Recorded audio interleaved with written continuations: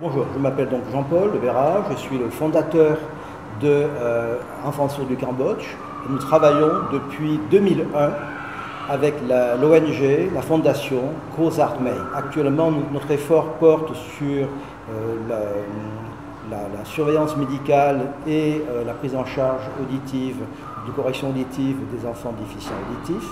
Et nous adaptons des appareillages auditifs donc pour la 33e mission qui vient de finir à Phnom Penh Mey.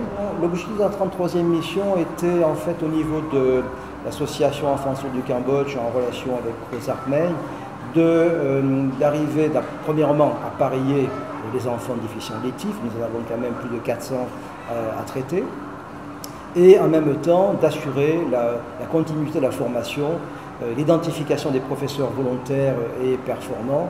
Et là, je pense qu'on est en très très bonne voie.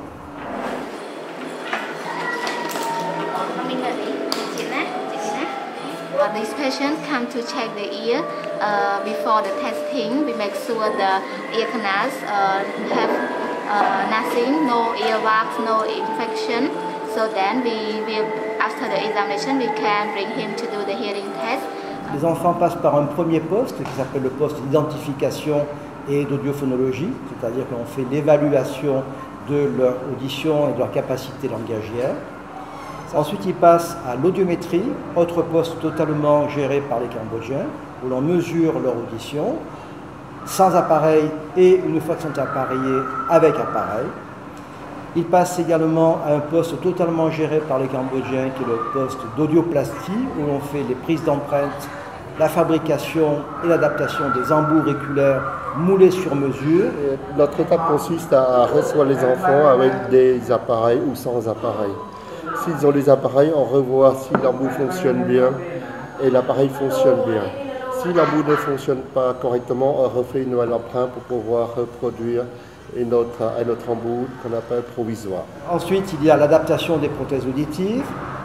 Donc là, c'est l'équipe d'audiologistes français qui assume cette fonction, qui est un peu complexe. Mais il faut savoir qu'il y avait sur Tmel aujourd'hui 2 audioprothésistes aspirants, si vous voulez dire, cambodgiens, qui sont maintenant très performants.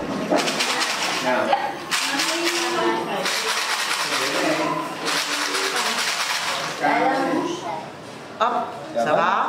Voilà. C'est bon. C'est là où on procède à l'appareillage. Donc l'étape où on accueille les enfants pour voir si leur appareil fonctionne bien, s'il y a des modifications à faire, augmenter, diminuer les réglages, voir s'il les porte bien.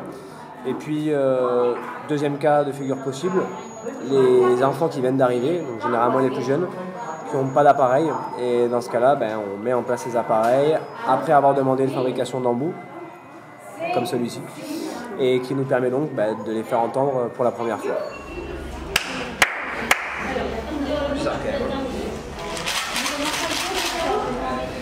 Donc on est en train de positionner ce jeune Cambodgien pour mesurer en fait l'impact du réglage que j'ai fait et voir un petit peu s'il y a besoin de mettre plus fort ou non. Ça nous permettra d'être un peu plus clair sur ce qu'il entend ou ce qu'il n'entend pas. Et donc là il est en train de le conditionner pour justement qu'il puisse comprendre qu'à chaque fois qu'il entend un bruit, il faut qu'il monte le bras d'un côté ou de l'autre.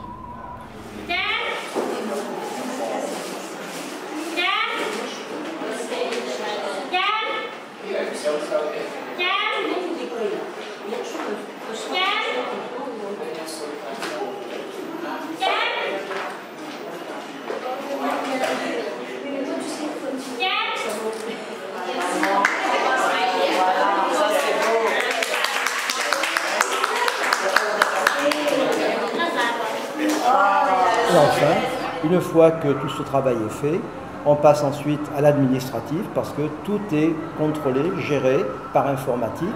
Et j'ai oublié de dire que tous les postes que j'ai évoqués précédemment sont tous gérés par informatique avec une base de données commune. Alors pour le futur, mon rêve, c'est effectivement d'arriver à ce qu'on n'ait plus besoin d'audiologistes français et que les Cambodgiens soient totalement autonomes. Ce n'est pas un rêve pieux parce que je vois l'évolution depuis 16 ans. Et cette évolution s'accélère de mission en mission.